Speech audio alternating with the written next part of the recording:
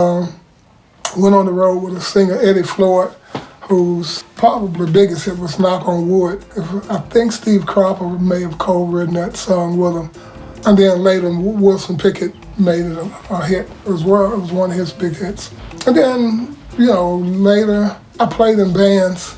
I probably mentioned before that we got to open for a lot of R&B acts. I played in a band called, what was the name of the group? Surprise. And, a lot of the members of that band, the drummer, Hubert Crawford, went on to play with Grand Funk Railroad.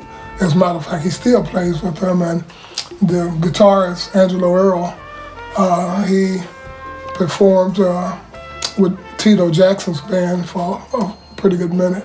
And then later he joined the Funk Brothers band that was the rhythm section for Motown Records.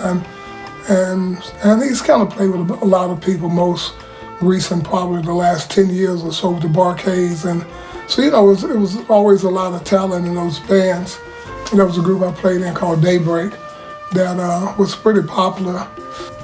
We ended up doing a showcase for Monty White, who was the brother of Maurice White, who was the leader of Earth, Wind & Fire, as many of you know. Throughout that time I was doing recordings. I played on the recording of the Barcades called Light of the World. I ended up playing on one track, and as I mentioned before, I worked for a year for Willie Mitchell, who was Al Green's producer, and he had a label that was a subsidiary of High Records called Barrelsville Records.